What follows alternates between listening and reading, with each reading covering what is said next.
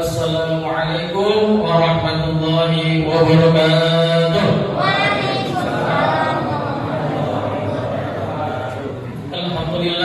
Alhamdulillahilladzi ja'ala syahra ramadhana unzila fihil Qur'an hudan lin-nasi wa bayanal furqan.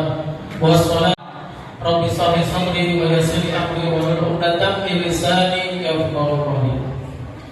Alhamdulillah, puji syukur Allah Subhanahu wa taala yang mana pada malam hari ini kita masih diberikan dengan sehat, nikmat iman, mobil khusus nikmat panjang umur, sehingga pada malam hari ini, malam yang ke-9 di Ramadan, kita masih dapat melakukan syiar dan juga kita dapat melakukan sholat berjamaah isya dan tarawih.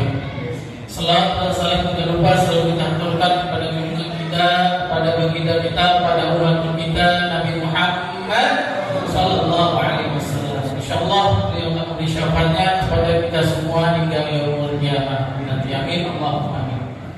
Baik para jamaah salat isya dan tarawih, yang insyaallah sudah malam yang ke-9. Jadi kalau kita puasa memang gak merasa tahu-tahunya nanti sudah lebaran. Tapi hadis Rasulullah SAW mengingatkan kepada kita bahwa begitu berartinya di bulan Ramadan yang mana hanya datang 1 tahun 1 kali. Hadisnya banyak dihafal, mungkin hadisnya juga sudah di luar kepala. Artinya retulnya adalah man shoma Ramadhana imanan wa ihtisaban ghufira lahu dzanbi ma taqaddama min dzanbi. Barang dengan penuh keimanan, wahtisaban dan pengharapan kepada Allah, pengharapan semoga puasanya diterima, maka Allah akan ampuni dosanya yang telah lalu. Itu terkait dengan begitu hebatnya puasa Ramadan. Tapi di hadis lain Nabi berpesan, ini juga sering dihafal dan pasti sudah di luar kepala. Kam min shaimin laisa lahu jaza ila syamihi ila ju' wal atas.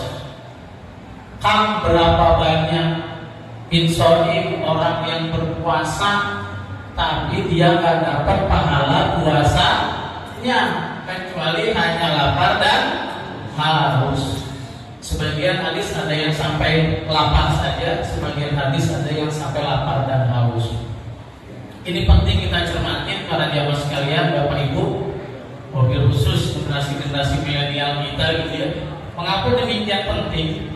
Di satu sisi Allah memberikan pahala yang luar biasa, di satu sisi banyak orang melaksanakan puasa tidak dapat apa. Jadi harus bagaimana ini kira-kira? Kalau melihat dari hadis yang disampaikan baginda dua tadi, sebaiknya kita harus waspada. Kenapa waspada? Jangan-jangan kita termasuk orang yang berpuasa tapi belum dapat pahala puasanya. Karena Allah menyampaikan as-saumu li wa ana asibihi. Puasa itu untukku kata Allah, dan aku yang akan memberikan pahalanya. Jadi hanya Allah yang akan memberikan pahalanya untuk puasa kita, bukan orang lain. Melihat dua hadis di atas, kita yang hadir berpuasa, yang sambil berpuasa harusnya mengaca diri bahwa bagaimana kualitas puasa kita selama 9 hari. Apakah yang imanan wa ihtisaban atau yang ilal ju'i wal atos? Nah, kalau itu mah periksa sendiri-sendiri. Tidak bisa kita melihat orang berpuasa dan kita akhirnya berprediksi, oh dia mah puasanya cuma puasa makan doang. Kita tidak bisa memprediksi gitu. Kenapa? Karena puasa Allah yang akan memberi pahalanya. Tapi paling tidak ada kiat-kiat bagaimana paling tidak kita menjadi orang yang berpuasa yang mengharapkan imanan wahtisaban, yang dengan penuh keimanan, keyakinan kepada Allah bahwa puasa kita diterima, dan ihtisaban berharap agar puasa kita menjadi amal ibadah kita nanti di akhirat. Paling tidak ada dua kategori orang berpuasa. Kalau kita lihat, kita analogikan, puasa orang itu ada dua jenis. Yang satu jenisnya ular, yang satu jenisnya ular. Sama U-nya beda belakangnya. Yang satu belakangnya R, yang satu belakangnya T. Kalau melihat daripada dua hewan ini sama-sama U depannya tapi beda belakang, jenis puasanya beda. Ular itu sekali makan, dia puasa 3 bulan berganti kulit, kerjanya kira-kira ngapain? Tidur, diem aja sampai dia lapar, terus dia makan lagi. Itulah ular. Jadi ada ulama juga, para ustaz suka bilang ular mah biasanya belakangnya R, generasi kita biasanya R. Apa itu ustaz? Generasi rebahan. Puasa pagi, siang dikit rebahan. Jam 10 lihat HP. Habis lihat HP, zuhur sholat rebahan lagi. Lihat HP masuk asar, sholat asar rebahan lagi. Lihat TikTok sebentar masuk waktu maghrib. Itu generasi R namanya, ular. Generasi rebahan. Nah yang kedua yang perlu kita contoh nih, generasi puasanya puasa ular. Belakangnya T, kalau bahasa Jawanya transformasi, perubahan. Ular itu dari awalnya cuman ular itu yang suka jalan-jalan gitu. Terus dia bertransformasi, bermetamorfosis, dia menjadi kepompong. Setelah jadi kepompong jadi apa? Kupu-kupu. Pinter anak-anak kita. Itulah harusnya puasa yang didapati atau dijalankan oleh seorang muslim hakiki kalau kita menginginkan imanan wahtisaban. Kita harus merubah diri kita dari sesuatu yang bentuknya ular menjadi kupu-kupu. Jadi kalau orang berpuasa hanya menahan nafsu atau hanya menahan lapar dan dahaga, tadi dapatnya kamin soimin, hanya dapat pahala lapar dan haus. Makanya penting bagi kita untuk mengingatkan diri kita agar puasa kita tidak hanya mendapatkan lapar dan haus. Perbanyaklah ibadah. Di sela-sela kita tadi disampaikan syahrul Ramadan unzila fil Quran, bulannya Quran.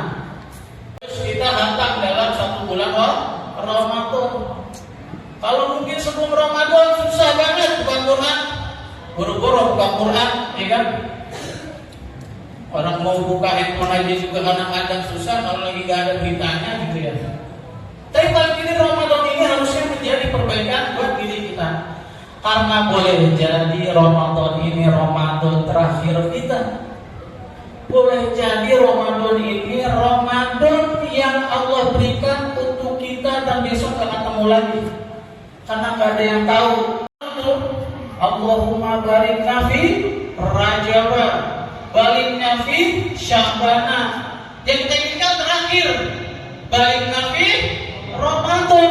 Sekarang sudah dikasih sama Allah nih Ramadannya. Terus mau ngapain?